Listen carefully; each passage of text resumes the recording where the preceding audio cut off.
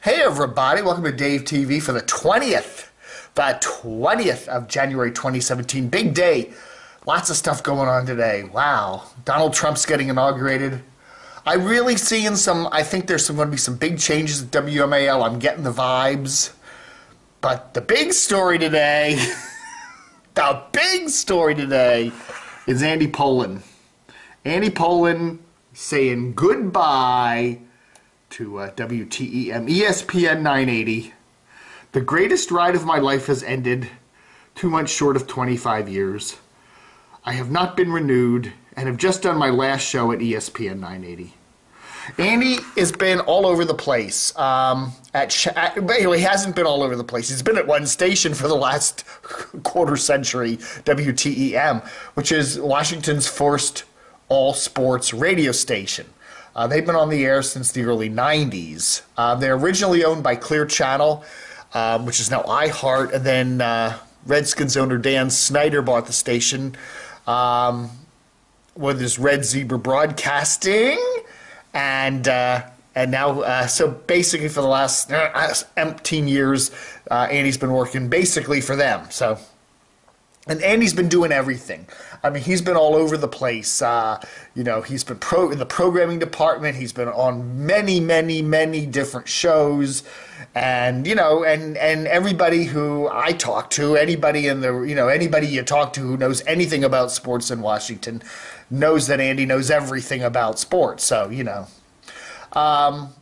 so why? The question is, but why, Dave? Why? Why is Andy going? I was going to say ratings. Ratings plays the bottom line in everything. Ratings, and revenue, but ratings. And WTEM's ratings have never been that great.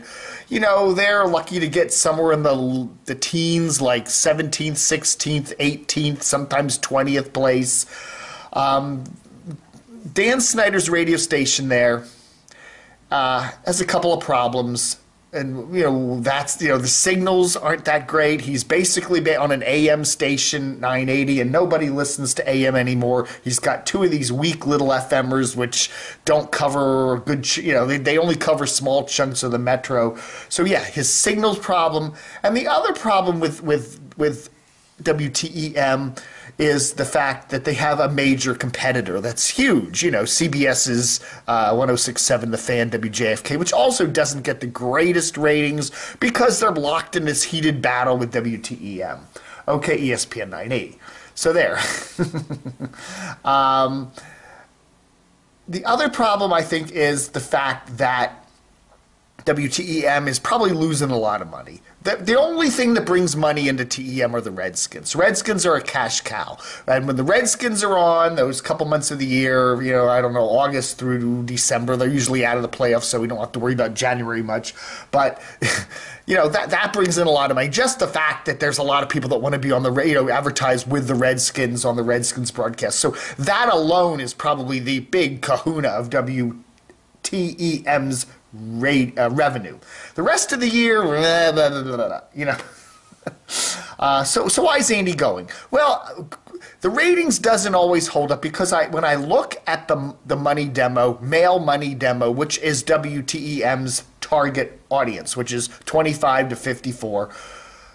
The afternoon show with Steve Zabin, the sports reporters with Steve Zabin, who's I guess he's the top dog, and Andy's kind of Andy and Steve. That gets 9th place. The last ratings I looked at, which was back in November, 9th place, okay, for that show, and that's good. That's a top 10 show with a male demo, 25-54, yeah. So you can't blame ratings because they did deliver. Andy and Steve did deliver the ratings in that demographic that they need. Let me check. I'm not sure. Well, I'm just curious to look at the numbers.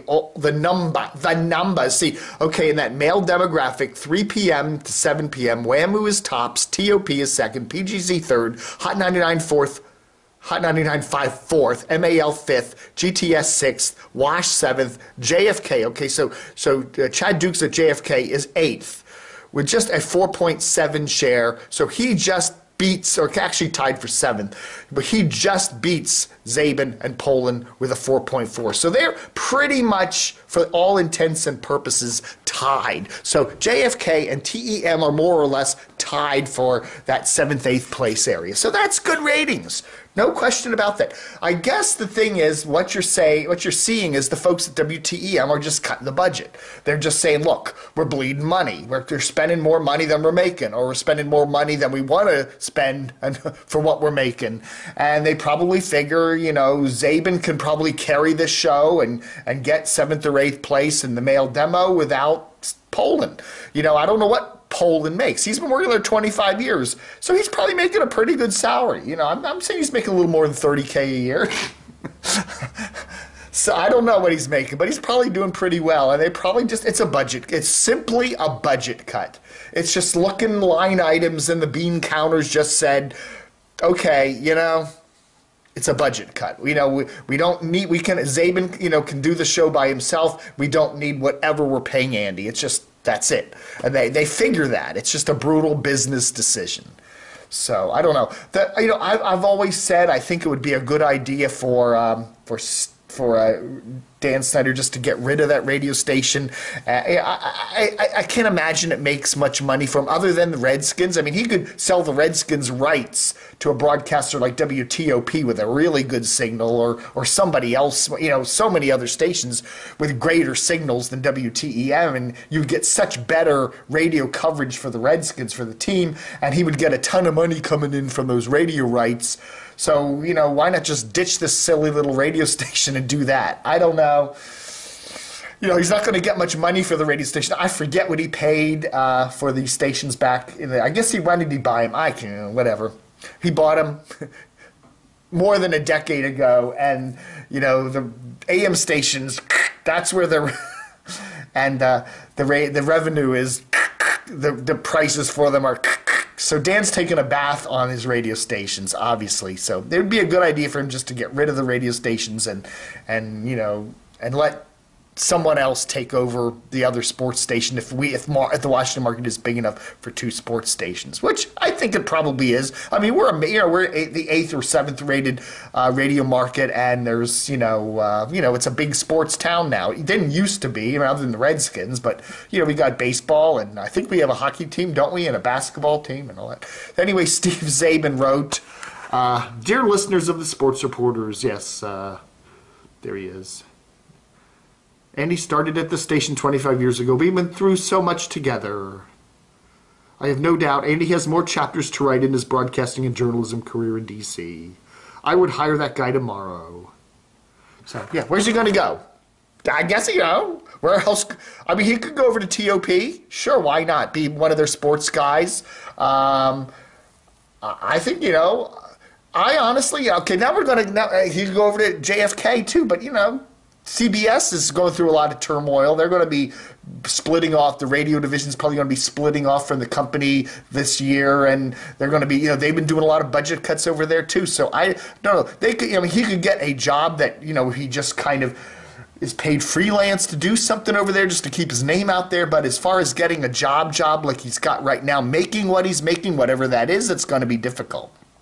There's always Comcast Sportsnet. There's always working over one of the TV stations.